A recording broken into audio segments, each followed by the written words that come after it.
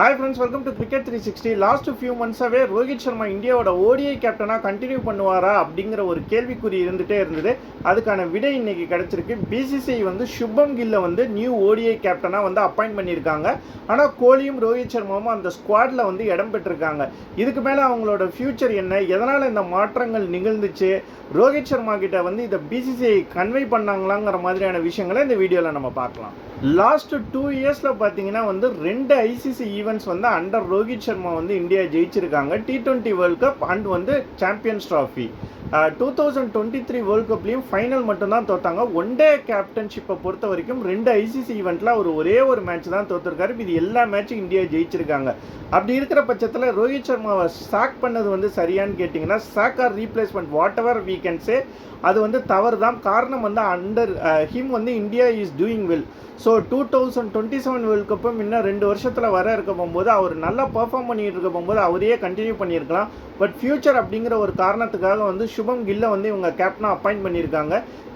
இதுக்கு சம்மந்தமாக வந்து ரோஹித் சர்மா கிட்ட வந்து சில டிஸ்கஷன் போனதாகவும் நியூஸ் இருக்குது, போகாததாகவும் நியூஸ் இருக்குது. ஒருவேளை அவர்கிட்ட டிஸ்கஸ் பண்ணாமல் அவர்கிட்ட கன்வே பண்ணாமல் வந்து இந்த சேஞ்சஸ் நடந்திருந்ததுன்னா அது நிச்சயம் வந்து தப்பான ஒரு விஷயம்தான். இந்த கேப்டன்ஷிப் சேஞ்சினால வந்து ஒன் டே ஃபியூச்சர் வந்து கோலிக்கும் வந்து ரோஹித் சர்மாவுக்கும் கேள்விக்குள் ஆக்கப்பட்டிருக்கான நிச்சயம் ஆமான்னு தான் சொல்ல முடியும். லாஸ்ட் T20 வேர்ல்ட் கப் ஜெயிச்சதுக்கப்புறம் அவங்க T20 இன்டர்நேஷனல் ரிட்டையர்ட் ஆகிட்டாங்க. ரீசெண்டாக டெஸ்ட்லேயும் ரிட்டையர்ட் ஆகிட்டாங்க. அதுக்கான காரணம் வந்து கில்லை கேப்டனாக அப்பாயிண்ட் பண்ணது தான் சொல்கிறாங்க. பட் அப்படி பார்த்தா இந்த ஒன் டே ஸ்குவாட்லேயும் வந்து கோலி அண்ட் ரோஹித் சர்மா 2 பேருமே இடம் பெற்றிருக்காங்க. இதுலேயும் கில் தான் கேப்டன் பண்ண போகிறார். ஸோ ஒரு சீனியர்ஸ்க்கு வந்து யார் கேப்டனாக இருக்காங்கிறதெல்லாம் பெரிய விஷயமா இருக்காது. பட் ஏன் அவங்களுடைய பிளேஸ் வந்து கொஸ்டினபிள் அப்படின்னு சொன்னீங்கன்னா, இது வரைக்கும் ரோஹித் கேப்டனாக இருந்ததுனால அவர் ஃபார்மர்ஸ் பெருசாக வந்து கண்டுக்க மாட்டாங்க. பட் இனிமேல் வந்து 1 or 2 சீரீஸில் வந்து அவர் சரியாக பர்ஃபார்ம் பண்ணலைனாலும் நிச்சயம் அவர் பேஸ் கொஸ்டினபிளாக தான் இருக்கும். ரோஹித் சர்மா கிளம்பிட்டாவே வந்து சீனியர்ஸ் இல்லாததுனால கோலியும் வந்து T20 அண்ட் வந்து டெஸ்ட்லையும் கிளம்பிட்டார். ஸோ இவங்க 2 பேரும் வந்து நல்ல ஃபார்மில் இருந்தால் 2027 வேர்ல்ட் கப் வரைக்கும் விளையாடுறது நிச்சயம் வந்து பாசிபிலிட்டி இருக்குது. பட் ஒருவேளை ஃபார்ம் ட்ராப் ஆனால் நிச்சயம் 100% கேரண்டீடாக அவங்களுக்கு வந்து அந்த ஸ்குவாடில் பிளேஸ் இருக்குன்னு சொல்ல முடியாது.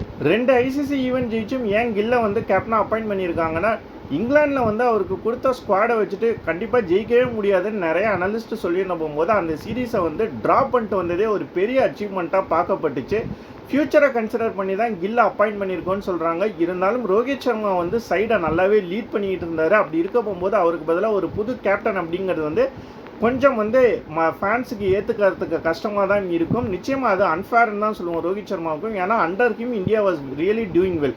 நீங்கள் என்ன நினைக்கிறீங்க? ரோஹித் சர்மாவே வந்து கேப்டனாக கண்டினியூ பண்ணியிருக்கணும்னு நினைக்கிறீங்களா, இல்லை கில்லோட அப்பாயின்மெண்ட் சரின்னு நினைக்கிறீங்களாங்கிறத மறக்காமல் கமெண்ட் செக்ஷனில் கமெண்ட் பண்ணுங்கள். இந்த வீடியோ பிடிச்சிருந்தா மறக்காமல் லைக் பண்ணுங்கள், ஷேர் பண்ணுங்கள், கமெண்ட் பண்ணுங்கள். நம்ம சேனலை சப்ஸ்கிரைப் பண்ணுங்கள். தேங்க்ஸ் ஃபார் வாட்சிங்.